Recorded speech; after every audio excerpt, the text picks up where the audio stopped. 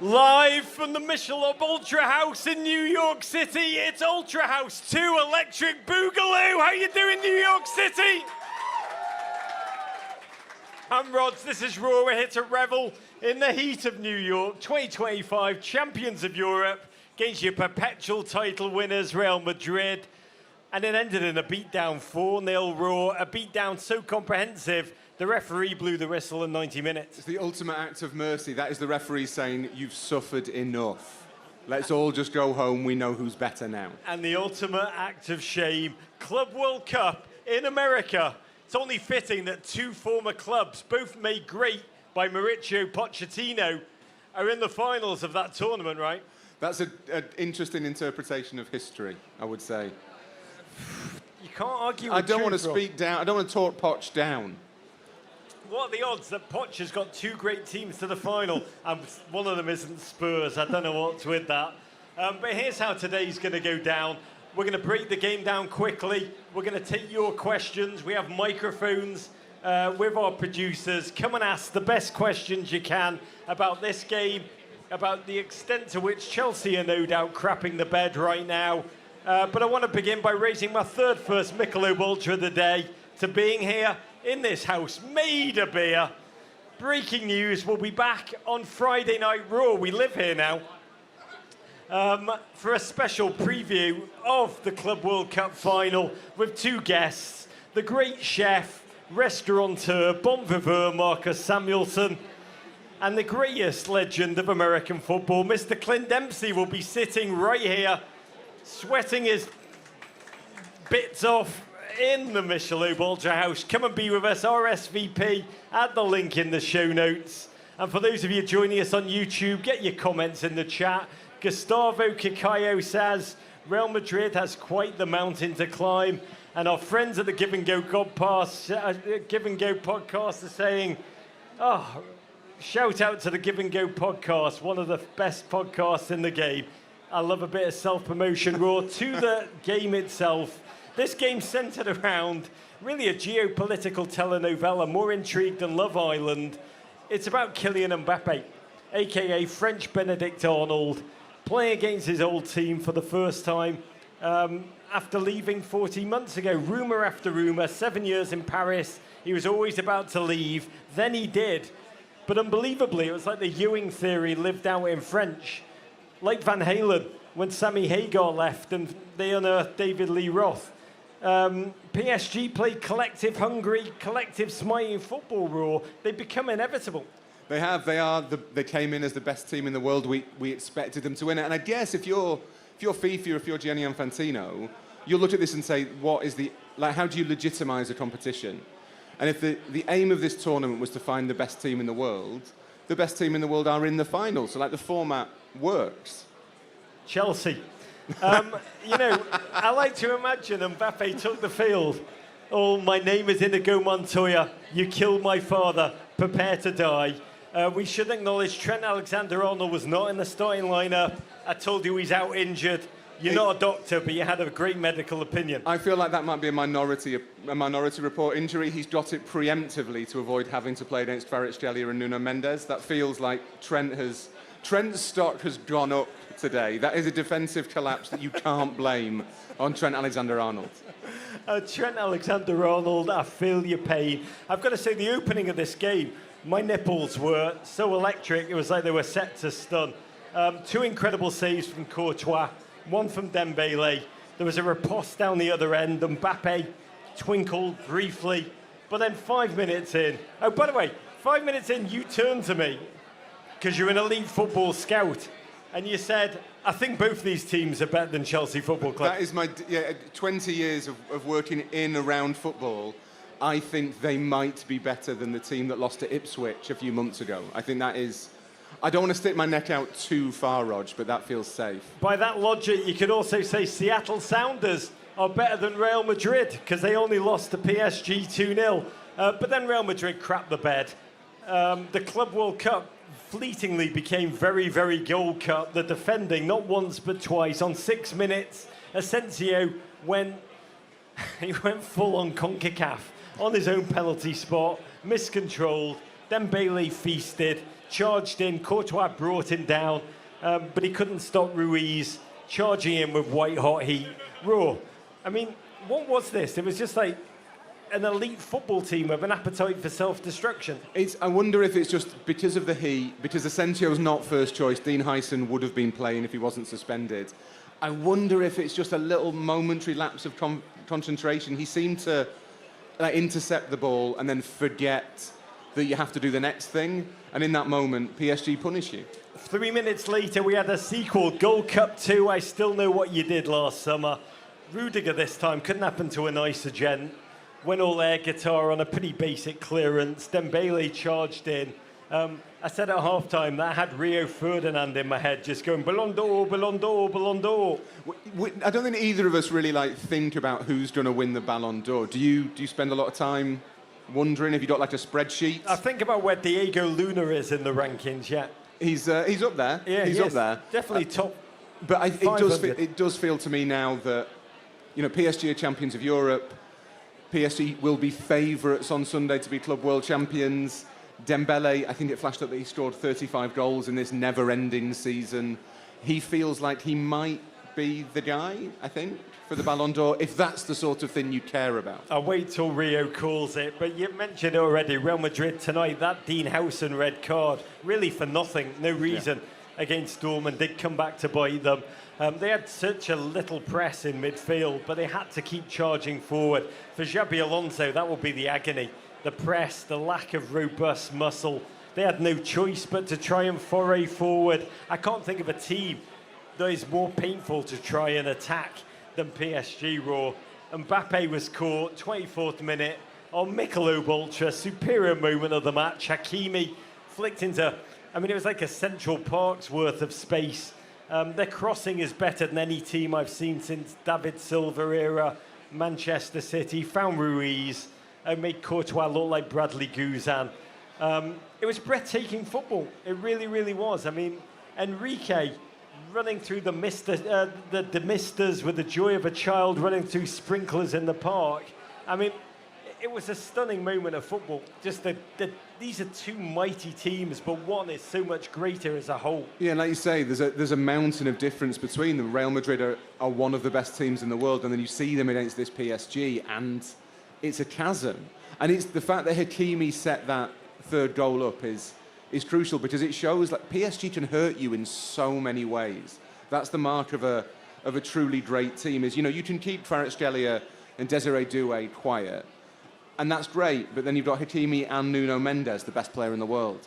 You've got all these threats everywhere. Vitinha will spray balls around. João Neves is kind of constantly moving. They can do so much damage. I haven't even mentioned Dembele. They are that good. They will hurt you however they need to hurt you. And in that moment, we all Googled up the French for stop, he's already dead. We learned from so many of you over there, it's arrêtez, arrêtez, il est déjà mort. And that was it, second half. This tournament, so hot, sterile football just kicks in for long spells. It's like watching a UFC fighter toy with an opponent with their ground game. Apart from, it wasn't Everton being neutralised. It was Real Madrid Raw of Mbappe and Vinicius. The greatest power in club football truly swatted aside that we've seen here. And that reality was really haunting on 65 minutes. You saw Real Madrid sub in Luka Modric, a tiny giant of the game, for the final time. He's off to AC Milan to live out a dream that he's had since he was a small child, learning the game on the fields of Croatia, to finally be able to play football with Christian Pulisic. Yeah, and there's two of the greatest living Croatians. It's going to be great that Modric's first words to Pulisic will be, it's pronounced Pulisic. That is how that interaction will start, Rog. You know what? In all seriousness, for Pulisic, it's not up to me, it's up to Luka Modric. God bless. By the way, I would let him call me whatever he wants to call me. But it's incredible for Pulisic to be able to learn at the knee of that gentleman for at least one season. Yeah, and Modric won't play all of the time. He won't start every game. He won't kind of do thousands of minutes next season. But to have him around a team that's got not just Pulisic, but still Pulisic for now, but Yunus Musa as well, to learn from players of that quality is is a real privilege, and it's a real opportunity. Will be unstoppable. Ramos added late to La spanking. That was it. PSG 4, Real Madrid 0. Let's talk about Real Madrid first. The first true bloody nose of the Xabi Alonso era. They exit with a psychic wound. This will hurt in Florentino Perez land, which is the equivalent of Jerry's world. This will be something that is not going to be shrugged off. There will be an inquest after this. With every Real Madrid defeat, there is an inquest. It's not a club that ever thinks it should lose. And for all the kind of question marks over exactly what this tournament means, I think we can be certain that Florentino Perez saw it as a chance for Real Madrid to be crowned Club World Champions, which is a status he thinks they have anyway. So to lose it is a blow. And I guess Xabi, and I love Xabi dearly, I guess he'll say, look, if you look at the team, Gonzalo Garcia started, he's not going to be first choice next season. Fran Garcia, the left-back, they're about to sign another left-back, Alvaro Carreras from Benfica. No Hyson today. Asensio started last season, I think, as 9th choice centre-back. There are players to come back. This isn't full-strength Real Madrid.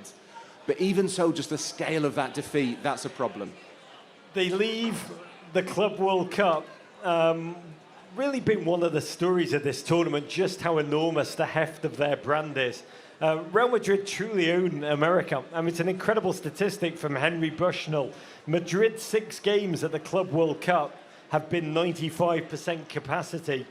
The other 56 non-Madrid games have been around 50% of capacity. I mean, the delta between them brand-wise and the rest of football is remarkable over here. PSG, we can't normalise what they're currently doing. I mean, they're playing enormous opponents and belittling them. That incredible statistic, 5 lost knockout games. This is high-stakes football. They've scored 18 goals, 0 conceded. It is extraordinary just how suddenly everywhere the number of PSG shirts in the audience today, incredible. Yeah, and it's testament to what Luis Enrique's done. The coaching job is amazing. He's such a sympathetic story as well. He's such an inspiring story. It's really hard not to root for Luis Enrique. Rooting for PSG is a bit more complicated, but as a spectacle, as a team, they are by some distance the best in the world. And look, Chelsea will go into that game on Sunday thinking they have a chance. Enzo Maresca will play his 4D chess.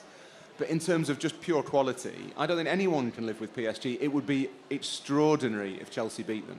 How Pedro's going to look to that PSG backline, and he'll be salivating. SW in the chat says PSG look like prime Mike Tyson in the first 20 minutes of the game.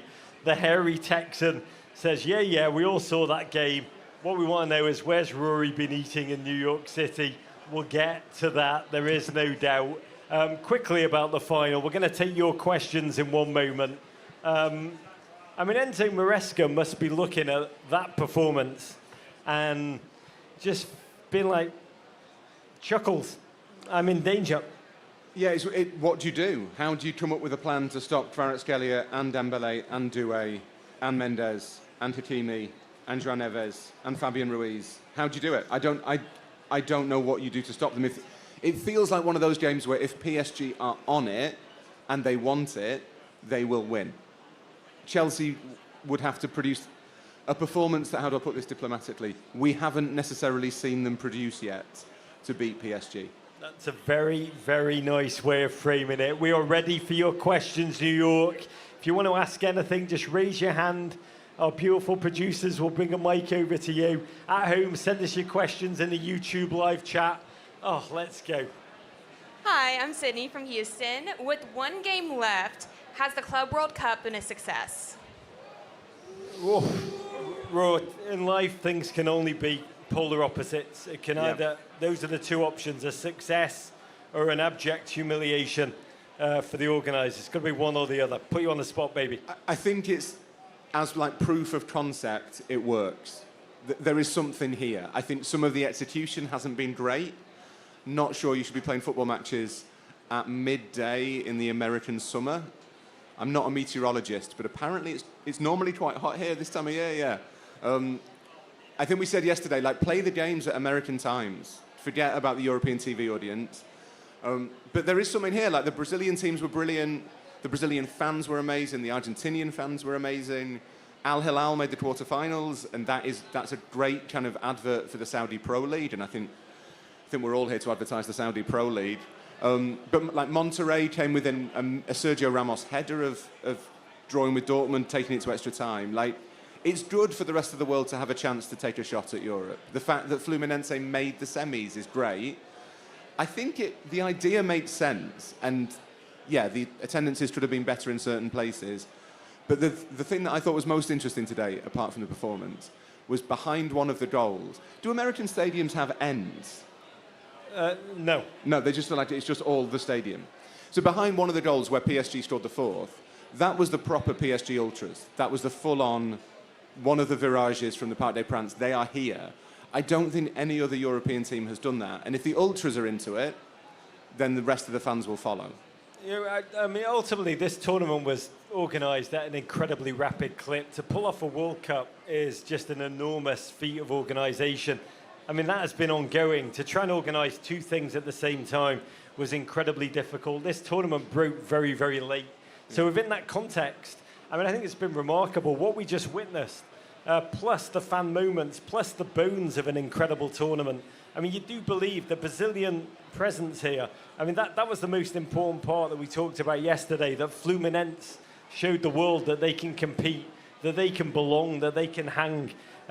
It's going to take a little bit more. It's got to be, if it had been all four European sides in the semi-final, it would have been borderline disastrous. But I think that crack, that crevice, the joy of the Brazilian fans, the fact that there's a number of Brazilian teams that will come back emboldened, and the fact that what we saw today was genuinely, I mean, because it was such a beatdown, the second half was somewhat heat-struck.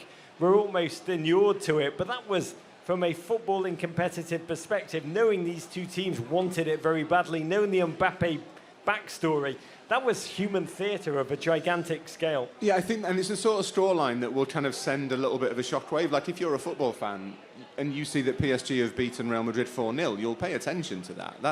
And Real Madrid don't lose 4-0 very often. I think Borussia Dortmund beat them 4-0 a few years ago, but this doesn't happen. There's two German fans in the audience.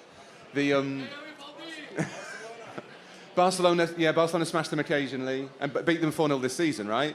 But it doesn't happen often that Real Madrid lose a game by that many goals. That's a significant scoreline.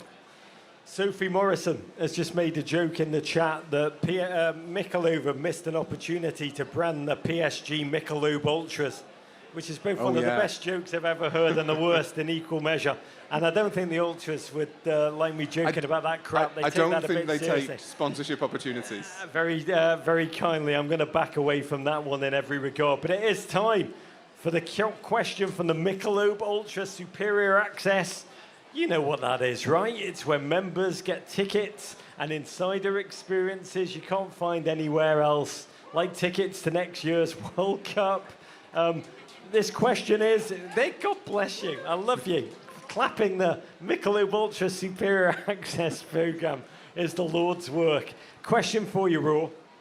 You're surprised by Chelsea's run to the Club World Cup final. No matter what happens there, whoever asked this question, I love, is already waving the white flag of defeat. Do you feel it's something that will help them push on this season? I am a little bit surprised by Chelsea's run to the Club World Cup final. It kind of helped they lost that game to Flamengo and finished second. That's really done them a favour, I think. As an English student of what is the easiest path to the furthest point in a tournament, sometimes you've got to lose a game, Rog. Sometimes you lose a game and it helps. I think they'll struggle at the start of the Premier League season because they will be exhausted. But they've just got so many players. They've got like 60 players. There's 40 Chelsea players who aren't here. They'll just use them for a bit and then switch it round. I think it will have an impact, but if they were to win it, that's a huge boost for Maresca. It's a huge boost for the Clear Lake project, and it would help. Winning's a habit. Winning's an addiction, and once you do it, most players will tell you you want to do it again and again and again. Plus, they'd have the Conference League and the Club World Cup double. Nobody's done that before. No one's ever done that before. Nobody, it's pioneering. No, they're blazing a trail. They're sure it's just going to be like a NASCAR melange of patches. I mean, I think you've nailed it. Ultimately, for the superior access question, I'd just say Chelsea may have won this battle, surprise themselves, but they are going to lose the war. Like, to that Premier League season, that beginning, that first phase is going to be... I mean, just thinking about Cole Palmer's sunburn, those first 8 weeks are going to be very... As an English person that needs SPF 100, it's going to be very touchy for that man.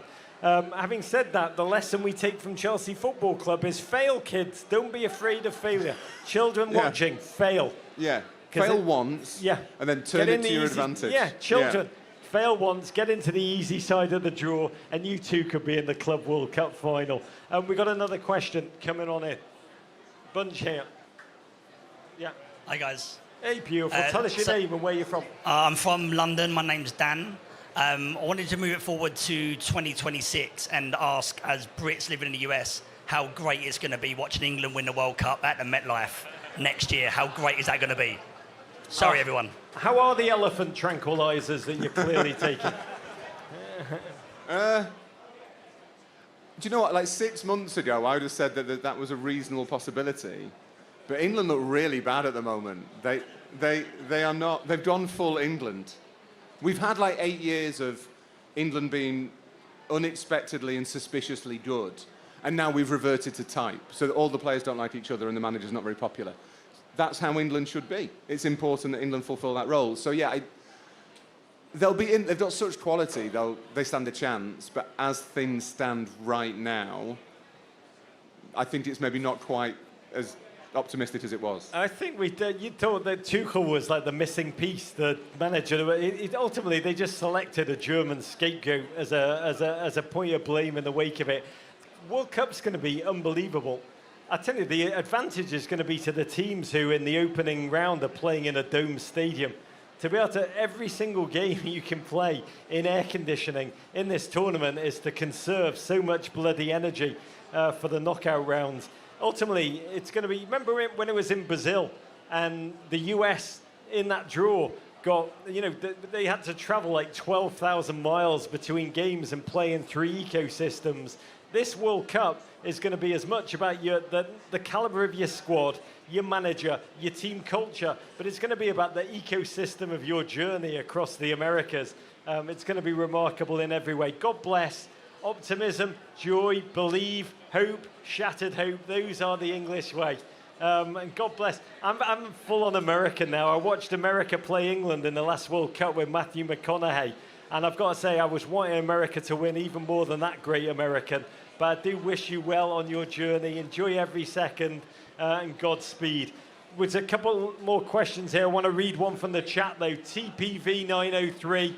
Is the PSG style Raw even possible in the modern Premier League? The PSG style? Yeah, think so. Why wouldn't it be? David Moyes is probably the closest purveyor of the Luis Enrique theory. Everton have signed a good player for the first time since about 2012. I mean, it's not, though, because if an English team had that kind of young talent, it would be prized away almost instantly. I mean, this is what's going to stop PSG from becoming dynastic, ultimately, is that young talent. There is another... I mean, I'm saying this to a room full of PSG fans, so I've got to keep my voice down. But they do know there's another... Despite all the winning in the tournament play. I don't know if I agree with that. I think if you are one of those PSG players, if you're Desiree Doué, you probably think you're at the biggest club in the world. Desiree Doué will be playing for Nottingham Forest within 3 seasons after making a $100 million move. I think if you're one of the English Big Six, there is no reason you can't play that way. You have all the money you need to get those players. You have access to all the talent. You have access to those managers. Tottenham turned down Luis Enrique.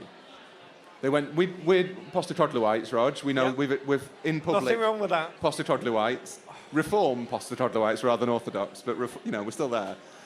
But they turned down Luis Enrique. They thought, I think Manchester United, there was a Manchester United fan in public, which is a bold move. I think they looked at Luis Enrique and thought, well, his English isn't great, so no. They can get these players and these managers. They just have to work well enough to do it. Because for all that PSG do have, like the wealth of Qatar, for all that they've got a complete monopoly on the French title, they're spending that money wisely, and that's all you need to do. I mean, ultimately, that is the story of this moment for PSG. It is a triumph of their idea of football. Yep. They were trying to be the Galacticos for years. They put so much money in a garbage can and set it on fire. It was ridding themselves of Messi, Neymar, and Mbappe. They ultimately are moving to this collective young fist that has allowed them to soar. I mean, it's that kind of strategy pivot. That's probably the most thrilling part of their narrative, plus Luis Enrique, who to me is the most fascinating human being, the most soulful human being, and right now, clearly the most brilliant manager of egos and elite football minds in the game. But also, philosophically, it's quite important, because what it says is that for all that, we live in a world in which, individual stardom is the ultimate currency, where fans increasingly follow players rather than teams. Soccer is a team sport. They got rid of the three of the most talented footballers of the modern era and the best player of all time, and replaced them with players that, Doué was at Rennes, he wasn't that famous. Barcola was at Lyon. Kvaratskhelia, my discovery, was the best player in Italy, but it was a diminished Serie A. And they've put them together, and you have this team that basically is untouchable. And there's a lesson in there for all of us, that it's the unit you build, the collective you build, not the individuals you have. Amen. That's a moral in life. Kvaratskhelia calls himself your protege. We'll take two more questions very quickly.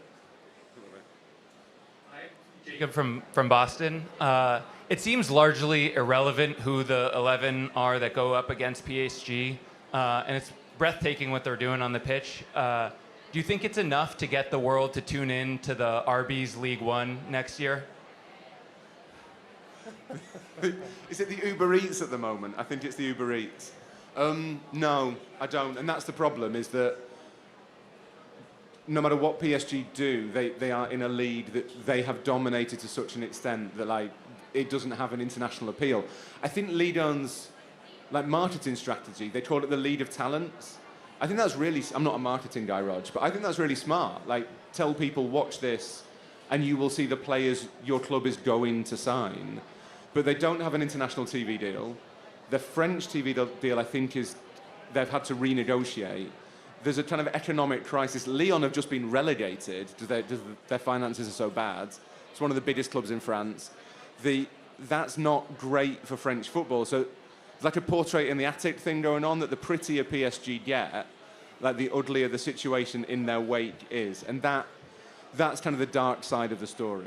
By the way, I wish Arby's sponsored a league. You could throw in some curly fries and I'd watch anything, to be candid. I don't want to speak for the French, but I think they might not approve of Arby's. They love low roast beef. They really, really do. We're going to take this final question from this incredible... Oh, sorry, one over here too, because you've been so bloody patient.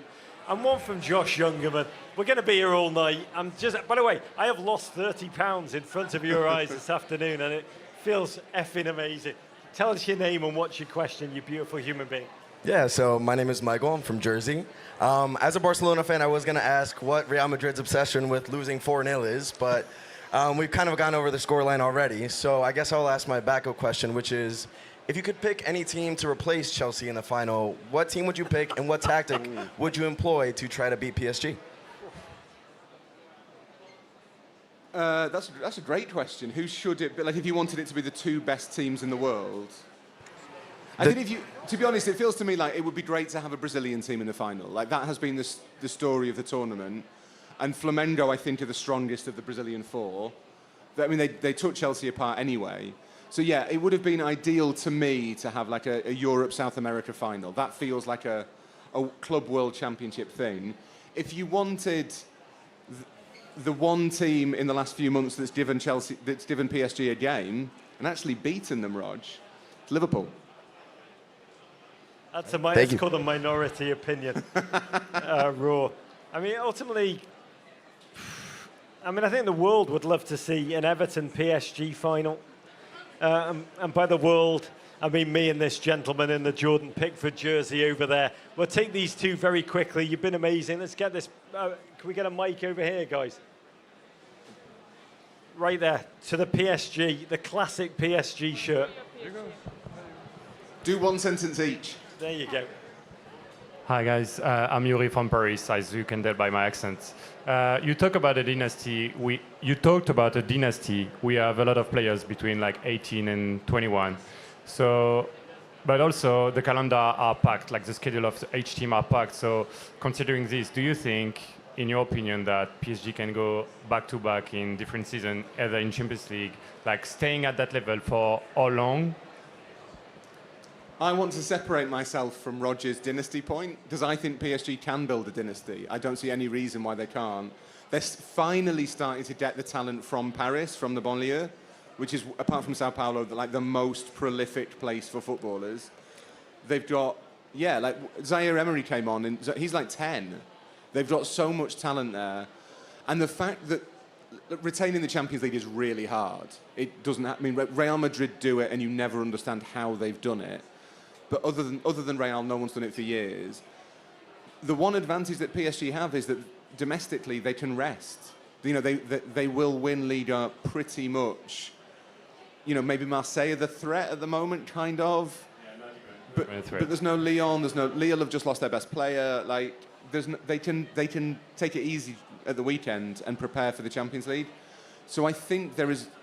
Well, put it this way: I don't see at the moment a team in Europe who I look at and think they will be better than PSG next year. I mean, the honest truth is, the things that have done in teams in the past is that there's more money elsewhere. Yeah. The honest truth is, the way that club is structured, the money can keep the players there as long as they want that.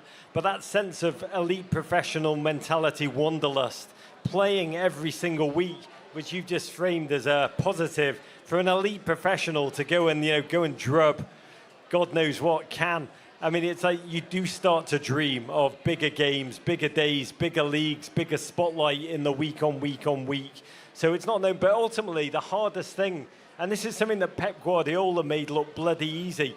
Vincent Kompany said, when I spoke to him the first time after they'd won the league a couple of times, he said our biggest opponent is complacency.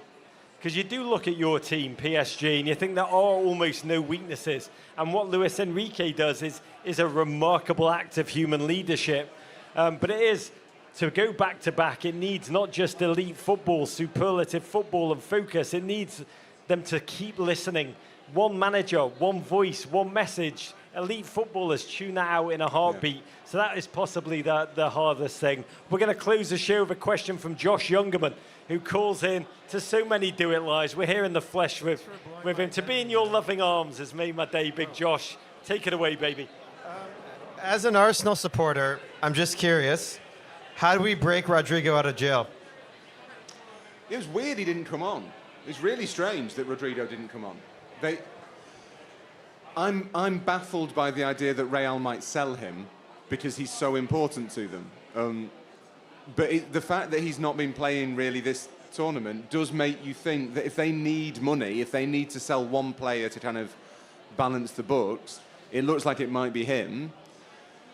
So I guess the question is, can Arsenal find that money, and do they think Rodrigo is better than Noni Madueke? I think the answer to that question is yes. That's a philosopher's choice, and it's an incredible note to end on. Wish you, Josh, it's joyous to be with you. We're going to come and raise a beer with you in 1 second. It's been quite an incredible afternoon here at the Ultra Pitchside Club in Midtown Manhattan. We will be back here a little more hydrated. Friday night, we'll do a live show with mighty Marcus Samuelsson and the king of Nagadoches, Clint Dempsey. If you've not RSVP'd, do so now in the podcast notes and underneath this YouTube. I want to thank each and every one of you for sweating your bits off with us here this evening, especially you, Roy, you beautiful human being, the Crown Prince of Harrogate. It's been a pleasure, thank you. By the way, I love life, man. When you were growing up in Yorkshire, there's just not a chance in hell you thought one day you would be sitting in a sweatbox made of beer, talking about the Club World Cup, watching Real Madrid be absolutely slapped around by PSG, and that is the joy of life, Rob. But it's funny that a lot of my childhood dreams did centre around superior premium lager. That was kind of how I saw life. Again, children watching, on that note, no, dream big dreams, they can come true. Let's not take a second of watching football together for granted. Big love, courage.